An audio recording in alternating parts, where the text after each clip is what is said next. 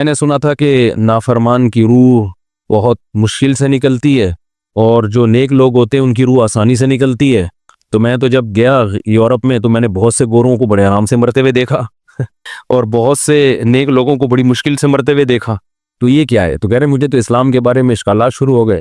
میں نے کہا آپ نے جن سے یہ تقریر سنی ہے نا کہ نیک لوگ کی روح آرام سے نکلتی ہے، بروں کی مشکل سے نکلتی ہے، انہوں نے آدھی بات بتائی ہے، پوری نہیں بتائی.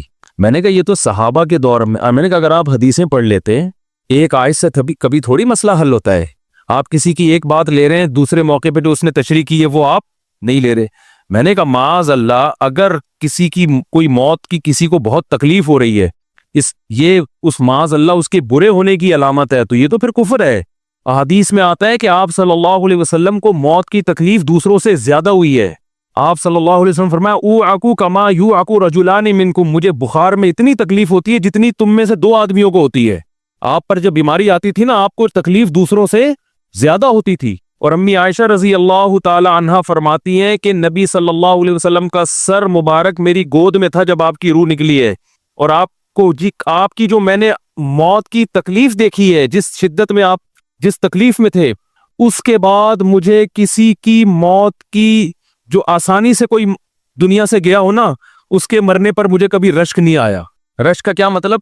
کہ بھئی یہ اتنی آسانی سے چلا گیا تو اس کا مطلب یہ زیادہ اچھا تھا، اور معاذ اللہ آپ صلی اللہ علیہ وسلم کے اعمال کم تھے، تو یہ تو ممکن نہیں ہے نا. کہتے ہیں مجھے کبھی کسی پہ رش نہیں آیا کہ آرام سے مر گیا تو بہت نیک ہوگا. ٹھیک ہے نا، بہت مشکل ہے سمجھانا. امی عائشہ فرماتی ہیں کہ یعنی امی عائشہ کی حدیث کا مفہوم بیان کر رہا ہوں کہ نبی صلی اللہ علیہ وسلم کی موت کے وقت جو تکلیف کی حالت تھی، اس کو جب سے میں نے دیکھا ہے، تو امی عائشہ کی بات کا خلاصہ یہ ہے کہ اب اگر میں کسی کو دیکھتی ہوں نا کہ آرام سے روح نکل رہی ہے، یعنی آرام سے مر رہا ہے، دنیا سے جا رہا ہے، تو مجھے اس پہ رش نہیں آتا کیونکہ بہت نیک ہوگا. کیا مطلب؟ اس کا نیک عمل سے تعلق بولتے کیوں نہیں ہے. لیکن ہمارے ہاں سارا مدار کس پر ہے؟ مرنے کے بعد شکل کیسی ہے اس کی؟ آڑا ترشا ہو گیا تو جہنم میں جا رہا ہے اس کا مطلب. اور اگر مرا ہوا ہے، دانت کھلے میں، ایسا لگ رہا ہے مسکرا رہا ہے، سیدھا کہاں جا رہا ہے؟ او بھائی، اگر خدا نخواستہ کوئی لکوے کا مریض تھا، کوئی فالج کا مریض تھا، وہ تو مرے گا تو اس کا تو بیچارے کا ہوگا تھوڑا سا چہرہ بھی ٹیڑھا ہو سکتا ہے، کچھ بھی ہو سکتا ہے، نیک لوگوں کا بھی ہو سکتا ہے. تو مدار کس پر ہے؟ اعمال پر. اور نیک لوگوں کو بعض دفعہ موت کے وقت ڈبل تکلیف دی جاتی ہے. ایک تو اس لیے دی جاتی ہے، یا تو اس لیے کہ کوئی گناہ ان کا باقی رہ گیا ہوتا ہے. اللہ کیا کہتے ہیں؟ بھائی قبر میں جانے سے پہلے اس کو ہمارے پاس دھلا کے لے کے آؤ، صاف ستھرا ہو کے. اب ہمارے پاس آ رہا ہے تو اب ہم نہیں چاہتے کہ اس کے گناہوں کی گٹری ہو، اس کو پاک صاف کر کے لے. میں نے بڑے بڑے بزرگ دیکھے جن کو آخری وقت میں بہت مصیبت میں گزری ان کی، یعنی زندگی کے آخری ایام، بیٹیوں کی ٹینشن، کسی بیٹی کو طلاق ہو گئی، وہ گھر آ گئی، کوئی اور مسئلہ ہو گیا، تو بڑی ٹینشن میں آخری وقت. لیکن وہ زبان سے کیا کہتے تھے؟ شکر. کیا شاید اللہ تعالیٰ ہمارے گناہوں کو معاف کرنا چاہتا. اولاد کی حدیث میں آتا ہے کہ انسان کو اس کی گھر والی کی طرف سے، اس کی اولاد کی طرف سے، اس کے جسم کی طرف سے تکلیفیں پہنچتی رہتی ہیں اور اس کے گناہ معاف ہوتے رہتے ہیں، حتی لقی اللہ طاہرا مطہرا، جب اللہ کے پاس آتا ہے نیٹ کلین، بالکل گناہوں سے پاک صاف ہو گیا. لیکن یہ تکلیف ہوتی ہے جس میں صبر کی توفیق بھی ملتی ہے، کیونکہ اللہ دے رہا ہے نا تکلیف، اور اللہ سزا کے طور پہ نہیں بلکہ کفارے کے طور پہ، تاکہ ہمارے پاس آئے تو صاف ستھرا ہو گئے. تو اس تکلیف میں پھر صبر کی توفیق، اس لیے علماء کہتے ہیں جس تکلیف میں صبر کی توفیق مل رہی ہے، سمجھ لو یہ رحمت ہے. یہ کیا ہے؟ رحمت. یہ اللہ آپ کو بنانا چاہ رہا ہے کچھ. اب لوگ کہتے ہیں یہ والی تکلیف کیوں، وہ والی کیوں نہیں آئی، یہ تو بہت زیادہ ہو گئی. تو بھئی اللہ سے کوئی نہیں لڑ سکتا، وہ جو دے رہا ہے وہ اس پہ صبر کرو. اسی کو کہتے ہیں تقدیر پر رضا، جو اللہ نے مقدر کیا ہے اب اس پہ کیا ہے؟ کوشش کریں گے، اللہ سے عافیت مانگے، اے اللہ ہمیں تکلیفیں نہیں چاہیے، ہم تو ویسے ہی کمزور ہیں، ایسا نہ ہو تکلیف میں اور ہی نافرمانی پہ نہ آ جائے. ہمیں تو خوشیوں بھری زندگی چاہیے، اور اللہ ان خوشیوں میں شکر کی توفیق دے کے گناہ معاف کر دے. ٹھیک ہے نا؟ جیسے لوگ حکیم کے پاس جاتے ہیں، حکیم صاحب کے پاس 2 طریقے ہوتے ہیں علاج کے. ایک طریقہ تو یہ کہ بھائی یہ کڑوی گولی ہے، 2-3 کھاؤ گے فٹ فاٹ ہو جاؤ گے، اس میں یہ بھی پرہیز، یہ بھی پرہیز، یہ بھی پرہیز. اور ایک طریقہ ہوتا ہے بھائی دودھ جلیبی کھاؤ، علاج لمبا ہو جائے گا، لیکن وہ دوا میں کیا ہے؟ دودھ جلیبی. تو آپ کہتے ہو بھائی یہ دودھ جلیبی والا مجھے دے دو، ٹھیک ہے لمبا علاج کروا لوں گا، فائدہ دیر سے ہوگا، لیکن میں یہ کریلے کا جوس نہیں پی سکتا. تو ہم نالائق لوگ ہیں. شکر سے بھی انسان کے ترقی ہوتی ہے، تو اللہ سے یہ مانگنا چاہیے اللہ ہمیں نعمتیں دے، تکلیفوں سے بچا، اور شکر کی توفیق دے تاکہ ہمارے درجات بلند ہو. تو شکر کے بھی تو بڑے فضائل ہیں نا. تو مانگنے تو کیونکہ عبدیت اور غلامی کا تقاضا یہ ہے کہ اللہ سے عافیت مانگی جائے، لیکن اللہ تکلیف دے دے تو اس پہ صبر۔ تو ہمارے نبی صلی اللہ علیہ وسلم کو ہاں یا تو اس لیے تکلیف ہوتی ہے گناہ معاف، یا اس لیے کہ درجات بلند۔ اللہ چاہتا ہے کہ بھئی یہ دنیا آزمائش کی جگہ ہے، جب آخرت میں آنا تو اتنا تجھے نوازوں۔ تو ہمارے نبی صلی اللہ علیہ وسلم جنت میں آخرت میں سب سے اعلیٰ مقام کس کا ہوگا؟ سید الانبیاء محمد صلی اللہ علیہ وسلم، حضرت آدم سے بھی زیادہ، نوح علیہ السلام سے بھی زیادہ۔ تو اللہ نے فرمایا کہ آپ کو پروٹوکول دینے کے لیے آخری جو اب آپ کا آخرت کا سفر ہے نا، اس میں مادی تکلیف آپ کو دوسروں سے زیادہ دی جائے گی۔ یہی وجہ ہے کہ حضرت فاطمہ رضی اللہ تعالی عنہ، آپ کی چہیتی بیٹی، جب انہوں نے آپ صلی اللہ علیہ وسلم کی اس تکلیف کو دیکھا نا، جو موت کے وقت تکلیف تھی اور جو بخار کی شدت تھی، واہ کرب ابتا، فرماتی تھی ہائے میرے والد کا کرب، بہت زیادہ غمزدہ ہو گئی ان کو دیکھ کر کس قدر تکلیف میں ہے۔ تو آپ صلی اللہ علیہ وسلم نے فرمایا لا کرب علی ابیک بعد اليوم، کیسے تسلی کے جملے۔ اپنی بیٹی سے فرمایا اے فاطمہ تیرے باپ پر آج کے بعد کوئی تکلیف، بولو لا کرب علی ابیک بعد اليوم، اس میں بھی آپ صبر کا پہلو تلاش کر رہے ہیں، شکر کا، بس یہ اللہ کی طرف سے آخری ہے۔ آج کے بعد اے میری بیٹی تیرے باپ پر کوئی تکلیف نہیں، اپنی بیٹی کو بھی تسلی دے رہے ہیں کہ غم ہلکا کر، بس یہ اللہ کی طرف سے آخری ہے، آج کے بعد کوئی تکلیف نہیں ہوگی۔ تو ہمارے ہاں وہ بیچارہ تکلیف سے جا رہا ہے، تو یار دیکھا آ گیا نا سامنے، لیکن یہ دیکھا ہم تو کہتے تھے بندہ ہی 2 نمبر ہے، اب آ گیا نا تو دیکھو کیسے مر رہا ہے۔ اور پیغمبروں کو تکلیف تو دی جاتی ہے، لیکن کوئی ایسا عیب نہیں ہوتا، ایسی بیماری نہیں ہوتی جو لوگوں میں معیوب سمجھی جاتی ہے، یہ نہیں ہوتا، کیونکہ پیغمبر اللہ کے قاصد ہیں، تو اللہ ان کو ہر لحاظ سے امت کو یہ بتانا چاہتے ہیں یہ میرے رسول ہیں، یہ میرے سفیر ہیں۔ تو کوئی بھی ایسی چیز جس کی وجہ سے لوگوں کو ان سے نفرت ہو، یا طبعی نفرت جو انسان کے اختیار میں نہیں ہوتی، تو اللہ ایسی بیماری اور ایسی تکلیف سے بچاتے ہیں ان کو۔ سمجھ میں آ رہی ہے بات؟ لیکن امتی کو ایسی تکلیف ہو سکتی ہے۔ یہ جو ختم نبوت کے علماء کہتے ہیں نا مرزا غلام احمد بیت الخلاء میں گر کے مر گیا، تو بعض لوگ کہتے ہیں وہ تو بیت الخلاء میں تو فلاں بزرگ کا بھی انتقال ہوا تھا، فلاں کا بھی بزرگ کا ہو سکتا ہے، پیغمبر کا بیت الخلاء میں انتقال بولو نہیں ہو سکتا، کیونکہ پیغمبر کو اللہ ایسے عیب سے بچاتے ہیں جو انسانوں میں عیب سمجھے جاتے ہیں۔ تو پیغمبر کو ایسی بیماری نہیں ہوتی، جیسے اچھوت کی بیماری ہے کہ کوئی ہاتھ نہیں لگا سکتا اس کو، ایسی بیماری پیغمبروں کو نہیں ہوتی۔ کوڑ کی بیماری پیغمبروں کو نہیں ہوتی، کیونکہ ایسی بیماری جس سے لوگ گھن کھاتے ہیں، ایسی نہیں، لیکن امتی کو ہو سکتی ہے، امتی کو ایسی بیماری ہو سکتی ہے، اللہ اس کے درجات کیا کرے گا؟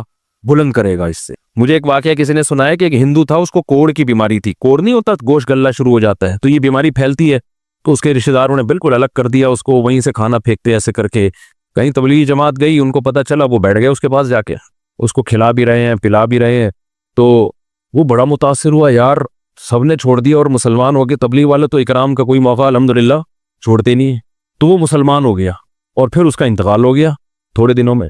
اب دیکھو اللہ نے جو اس کو کوڑ کی بیماری میں ڈالا، یہ بیماری اس کے لیے رحمت بن گئی کہ نہیں بن گئی؟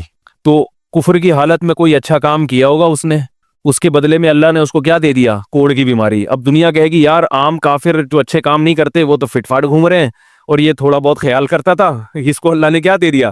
بھائی اس کو دیا اس لیے کہ اللہ کو پتا ہے کہ جی کوڑ میں ہوگا تو تبلیغ والے آئیں گے، اس کی آؤ بھگت کریں گے، اور یہ کیا ہو جائے گا؟ اسلام میں داخل ہو جائے۔ تو اللہ کے کام ہے، یہ اللہ ہی بہتر جانتا ہے۔ تو بعض دفعہ اللہ تکلیف میں ڈالتے ہیں تاکہ آپ کے گناہ دھل جائیں۔ تو اس لیے موت کی جو تکلیف ہے نا، اچھا، اور عین ممکن ہے کوئی بہت بڑا بدماش ہو، بڑے آرام سے مر جائے، اور مرنے کے بعد ایسی خوبصورت اسکن ہو جائے اس کی، کیونکہ اسکن کی اچھے یا برے ہونے کا تعلق موسم سے ہے، جینے، ٹھیک ہے نا؟ جس کو برین ہیمریج ہوتا ہے تو چہرہ خراب ہوتا ہے، چاہے وہ نمازی ہو۔ میں نے ایسے پکے نمازیوں کو جن کی نماز کی حالت میں ڈیتھ ہوئی ہے، ان کو دیکھا موت کے بعد ان کا چہرہ کالا ہو گیا۔ یہ بری بات نہیں تھی، یہ کالا اس لیے ہو گیا کہ برین ہیمریج ہوا، رگ پھٹی ہے تو بلیڈنگ ہونا، اور ہارٹ اٹیک بھی ہوا پھر ان کو، تو ڈاکٹر کہہ رہے تھے ان کو جلدی دفناؤ کیونکہ یہ بہت جلدی ان کا جسم خراب ہو جائے گا۔ حالانکہ پھر میں نے خواب میں ان کو جنت میں بھی دیکھا، صحیح ہے نا؟ تو خام خمانہ لوگوں نے یہ چیزیں بنائی ہوئی ہیں۔ تبھی میت کو چھپانے کا حکم ہے، کیونکہ اکرام کرنا ہے نا، تو چہرہ مرنے کے بعد بگڑنا شروع ہوتا ہے، یہ ہر ایک کا ہوگا، چاہے نیک ہو چاہے برا، تبھی تو حکم ہے کہ اس کو جلدی دفن کرو، کیونکہ اس کی توہین ہے اب لوگوں کے سامنے رکھنا۔ اور ہمارے کیا ہو رہا ہے، باقاعدہ مردوں کے ساتھ سیلفیاں چل رہی ہیں، ناک میں روئیاں ٹھوسی ہوئی ہیں، اور ویڈیو بن رہی ہے، اور زیارت ہو رہی ہے، لائن لگ لگ کے پبلک دیکھ کے جا رہی ہے۔ کیا جاہلانہ رسم ہے یار، کیا جاہلانہ۔ میت میں اور دلہن میں فرق ہونا چاہیے۔ دلہن کی منہ دکھائی ہوتی ہے, وہ محلے پڑوس کی عورتیں آتی ہیں, بھائی دلہن آئی ہے, بیوٹی پارلر کر کے دیکھ رہی ہیں, تو مردے اور دلہن میں اتنا تو فرق کرو, مردے کی بھی رونمائی ہو رہی ہے. تو یہ غلط رسم ہے. انتقال ہو گیا فوراً چہرے پہ کپڑا. ہاں جو اس کے بہت قریبی لوگ ہیں, قریبی لوگ ایسا ہوتے ہیں کہ اگر وہ بدبو آ بھی رہی ہو, چہرہ بگڑ بھی جائے, ان کو نفرت نہیں ہوتی. بیٹے کو اپنے باپ سے نفرت نہیں ہوگی, چاہے جیسا بھی ہو, چہرہ جیسا بھی بگڑ جائے. وہ کہے گا یار میرا اس کا رشتہ خوبصورتی کی بیس پہ تھوڑی ہے. لیکن اجنبی لوگ جب اس کو دیکھیں گے تو چہرے کے بارے میں تبصرے بھی کریں گے. اور ایک صاحب کا انتقال ہوا, میں نے کہا جلدی دفناؤ, چہرہ نہ دکھاؤ. تو انہوں نے کہا لوگ کہیں گے یار لگتا ہے کوئی چہرہ بگڑ گیا اس لیے چھپا رہے ہیں. میں نے کہا اب تو اور چھپانا چاہیے, اس لیے کہ جس کا بگڑ جائے اس کو تو چھپائیں گے تو پھر لوگ یقیناً کہیں گے بگڑا ہوا چہرہ ہے. تو اس رسم ہی کو ختم کر دینا چاہیے. انتقال ہوا فوراً چہرے پہ کپڑا. ہاں بیوی دیکھ سکتی ہے اپنے شوہر کو, یا بیٹے ہیں, یا اس طرح جو بھائی بہن ہیں قریبی, وہ دیکھ لیں. باقی پبلک سے چھپا کے اس کو فوراً کیا کرو, دفن. اب تو قبر میں جا کے بھی دکھا رہے ہوتے ہیں. یہ اجمیوں کی گندی رسم ہے, بری رسم ہے. گندی کا لفظ میں نے تھوڑا سا زیادہ سخت استعمال کیا, لیکن مجھے اس سے زیادہ ہلکا لگ نہیں رہا کوئی لفظ. عرب میں ایسا نہیں ہوتا. سعودی عرب میں جو ہے نا, عرب لوگ بہت سی چیزوں میں ابھی بھی اسلام کے بہت قریب ہیں, بڑے خاندان. ہم لوگ چونکہ ہندوؤں کے ساتھ زیادہ رہے ہیں نا انڈیا میں, تو بہت سی چیزیں ہم نے وہاں سے کیا لی ہیں جو مذہبی لوگوں میں بھی آئی ہیں. عرب میں یہ سسٹم نہیں ملے گا آپ کو. عرب میں جب تک زندہ ہے احترام, ادب, تمیز. انتقال ہو گیا فوراً سے پہلے دفنایا, قبر پہ تختی بھی نہیں لگاتے. وہ جب جائز ہے تختی لگانا, لیکن وہ بھی نہیں لگاتے. کہہ رہے اب اس کو تختیوں کی ضرورت نہیں ہے, اب دعاؤں کی ضرورت ہے. دعائیں ہوتی رہتی ہیں ابا کے لیے, صدقات و خیرات کرتے ہیں. تب ایسا صدقے کرتے ہیں عرب کہ آپ کی سوچ ہوگی. ایسی سخاوت ہے عربوں میں, اپنے ابا کے لیے, اپنی اماں کے لیے دعائیں کرتے ہیں. وہ میں نے بتایا نا ایک واقعہ میں نے بہت پہلے سنایا تھا, جدہ میں کسی کے ہاں ٹھہرا ہوا تھا سعودی عرب میں, پاکستانی تھے. وہ کسی عرب کے ساتھ 30 سال سے ملازمت کر رہے تھے. عربوں کا نا آپ کو ایک پہلو دکھایا جاتا ہے میڈیا پہ, جو اچھا پہلو ہے وہ نہیں دکھایا جاتا, اور اسلام کی وجہ سے ان میں خوبی ہیں وہ نہیں دکھایا جاتا. تو ایک عرب شیخ تھا جس کی ہاں یہ ملازم. دوسرا عرب کا جو اصل کلچر آپ کو ملے گا گاؤں دیہاتوں میں, شہروں میں تو پتہ نہیں کون کون آگے آباد ہوا ہے, اس میں اچھے بھی ہیں برے بھی ہیں. کہہ رہے میں نے دیکھا کہ وہ ایک عرب شیخ اپنی فیکٹری سے نکلا, میں تو ایک بھکاری آیا, اس نے اللہ کے نام پہ کچھ مانگا. اس کے پاس پتہ نہیں تنخواہ بانٹنے نکل رہا تھا کیا نکل رہا تھا, اس کے پاس بہت سارے پیسے تھے ریال, تو اس نے اس کو بھکاری کو دے دیے. بھکاری کو جیسے دیے, بھکاری نے, اچھا یہ عرب بھی 80 سال کا بڈھا, تو اس بھکاری نے اس کے عربی کے ماں باپ کو دعائیں دینا شروع کر دی دل سے نا. وہ پاکستانی تھا, وہ ہوشیار, دعائیں دی, اللہ کرے تمہارے ابا کی مغفرت ہو جائے, اللہ کرے. تو وہ عرب کو اتنا اچھا لگا, اس نے اور دے دیے. پھر وہ شروع ہو گیا, تو اللہ کرے تمہارے ابا وہ پھر اور دیتی. کہہ رہے اتنے پیسے اس بھکاری کو دے دیے. میں نے کہا یار یہ تو لاکھوں پتی بن گیا ہے, سارے پیسے ختم ہو گئے اس کے پاس, اور وہ گھنا دعائیں دیتا جا رہا ہے. وہ جو گھنا تھا نا وہ کیا کر رہا ہے, وہ بھی گھنا بن کے طبیعت سے دعائیں دے رہا ہے. وہ اور رونا بھی آ جاتا ہے پاکستانیوں کو, آپ کو پتہ ہے. تو کہہ رہے وہ چلا گیا, پیسے ختم ہو گئے. اس عربی نے کہا اگر یہ میرے پاس اور بھی پیسے ہوتے نا, یہ دعائیں دیتا رہتا میں پیسے. بعض ایسے جذبات ہو جاتے ہیں نا انسان کے کہ اس کو لگتا ہے کہ شاید یہ دعا قبول ہو رہی ہے, بعض ایسی کیفیات آ جاتی ہیں انسان کے اوپر.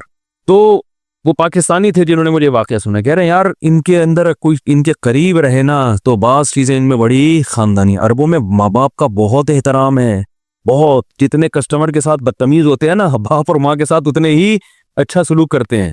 ایسا نہیں ہے جیسے زبان چلا دی اور یہ کر دیا. باپ بیٹھا ہوگا, سب چپ کر کے آرام سے بیٹھے ہوں گے کہ باپ یہ بول بیٹا رہا ہے. ہمارے یہاں بیٹا باپ لگ, میں تو لوگوں سے پوچھتا ہوں یہ پہلے کیوں, کہ مجھے ایسا لگ رہا ہے آپ کا بچہ آپ سے پہلے پیدا ہو گیا, یعنی وہ باپ بنا ہوا ہوتا ہے.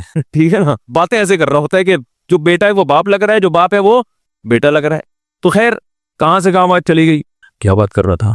ارے یار یہ تو موضوع کو کوئی پکڑ کے رکھے, یہ بہت بڑی جاہل پیر کی بات تو میں نے شروع کی تھی, شیطان ہوا وغیرہ سب ہو گیا. ہاں یہ بات چل رہی تھی کہ موت کی تکلیف اگر کسی کو ہوتی ہے, میں یہ بتا رہا تھا کہ اسلام کی باتیں اللاجیکل بات اسلام نہیں کرتا. ہاں مذہبی لوگ بعض دفعہ ایسی باتیں کر کے لوگوں کو بیوقوف بنا دیتے ہیں, قرآن کی آیتوں کی غلط تفسیر کر لیتے ہیں کہ بھئی وہ اتنی تکلیف سے مرا, اس کا مطلب وہ جہنم میں جائے گا, وہ نیک آرام سے مر گیا. تو قرآن و سنت سے ملتا ہے کہ نیک لوگوں کو موت کی تکلیف بہت دفعہ ہوتی ہے, زیادہ بہت دفعہ نہیں بھی ہوتی. اب یہ نہیں کہ کوئی آرام سے مر گیا تو آپ کہیں سیدھا جہنم میں گیا, اس کو تو تکلیف ہی نہیں ہوئی, یہ بھی ضروری نہیں ہے. ٹھیک ہے, اس کو بولے یہ اللہ کی رحمت ہے, اچھا گمان رکھنا چاہیے نا کہ بھئی یہ اللہ نے پہلے ہی دھلا دیا اس کو. تو یہ جو موت کی تکلیف جس کو قرآن میں آتا ہے نا کہ برے لوگوں کو موت کی تکلیف ہوتی ہے, وہ روح نکلنے کی ہے, کہ جب عالم برزخ کی طرف روح جاتی ہے اور اس کو برزخ کی چیزیں نظر آنا شروع ہوتی ہیں, تو پھر روح چاہتی نہیں ہے کہ میں جسم سے جدا ہوں, لیکن فرشتے اس کو کھینچ کے نکالتے ہیں. تو یہ عالم برزخ کی چیز ہے، اس کا اس مادی زندگی سے تعلق نہیں ہے. مادی زندگی میں تو کسی کے یہاں گولی مارو گے نا، ٹھا کر کے گئی، نکل گئی، مر گیا. اور کسی کو کیما بنا کے مارو گے، تڑپا تڑپا کے، تو تڑپ تڑپ کے مرے گا وہ. مادی زندگی میں کسی کو آگ میں پھینکو گے تو جل کے مرے گا، چاہے نیک آدمی ہو. اور کسی کی گردن اڑاؤ گے تلوار سے تو 1 منٹ میں کیا ہو گیا، ختم. لیکن جو اس کی روح نکل رہی ہے، خدا کے پاس جا رہی ہے، وہ منظر نافرمان کا بہت ہی بھیانک ہوتا ہے. اور نیک آدمی کی روح ایسے پرواز کرتی ہے، وہ اس کی تکلیف ہے. اور اس پہ میں ایک واقعہ بھی سنا چکا ہوں، دوبارہ نہیں سناؤں گا، کہ کیسے دنیا میں بھی اس کے مشاہدات ہوئے ہیں لوگوں کو، کہ کیسے ان کو آخرت کی چیزیں نظر آنا شروع ہو گئی اور وہ باتیں کر رہے ہیں، باقاعدہ بتا رہے ہیں فروح و ریحان و جنت نعیم. جو قرآن میں آتا ہے نا، فرشتے آتے ہیں اور اس کی روح قبض کرتے ہیں، تو وہ بعض دفعہ اللہ دنیا میں بھی دکھا دیتے ہیں